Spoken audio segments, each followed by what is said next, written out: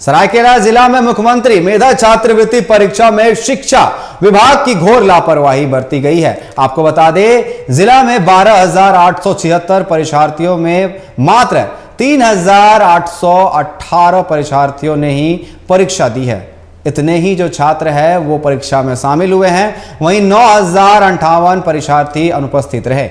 इसके पीछे बताया जाता है कि ज्यादातर परीक्षार्थियों को परीक्षा की सही जानकारी ही नहीं मिली थी।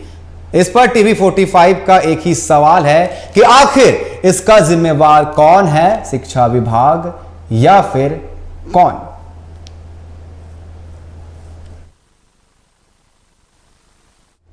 तो शिक्षा विभाग की साफ तौर पर लापरवाही सामने आई है।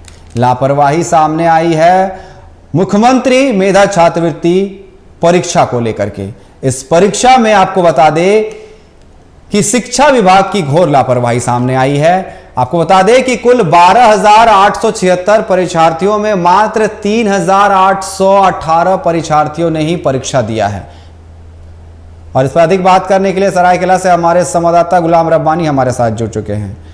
गुलाम जी, जिस तरीके से शिक्षा व्यवस्था कहे या फिर शिक्षा विभाग कहे, घोर लापरवाही सामने आई है। छात्रों को कहना है कि उन्हें परीक्षा की सही जानकारी ही नहीं थी। देखिए, बिल्कुल अनिकेत, ये जो मुख्यमंत्री मेधा छात्रवृत्ति परीक्षा होता है, ये पूरे झारखंड में ये परीक्षा आयोजित होती है और सरायकेला जिला में भी ये परीक्षा आयोजित हुई थी। कुल 44 जो है परीक्षा केंद्र बनाया गया था, लेकिन करीब 30 से 40% जो है विद्यार्थी हैं वो ही परीक्षा देने पहुंचे थे।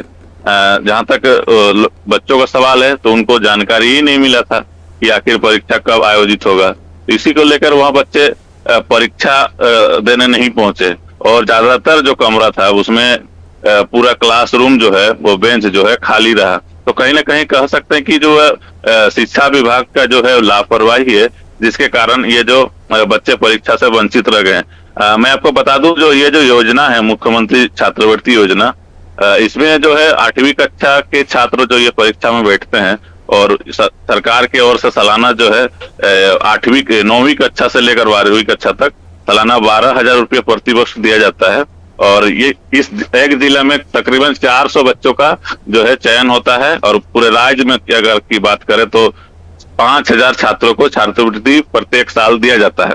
जहां तक इस मामले को लेकर हमने शिक्षकों से जानने का प्रयास किया, हालांकि वो कैमरे में नहीं बोले, ऑफ कैमरा उन्होंने बताया कि पिछले 2-3 साल से जो है परीक्षा आयोजित हो रही है, लेकिन परीक्षा में जो विद्यार्थी जो सफल होते हैं छात्रवृत्ति योजना के लिए, इस एग्जाम को जो क्रैक करते हैं, उनके बाद इनको छात्रवृत्ति का जो पैसा आना होता है वो करीब 3 साल से जो बच्चे पास हुए हैं उसका छात्रवृत्ति पैसा जो आज तक वो उनके अकाउंट पे नहीं आया है, जिसके कारण ये जो बच्चे हैं वो इस परीक्षा में सम्मिलित नहीं होते हैं। और इसका खामियाजा आपने देखा कि किस तरह से बेंच पूरा जो वो खाली रह गया।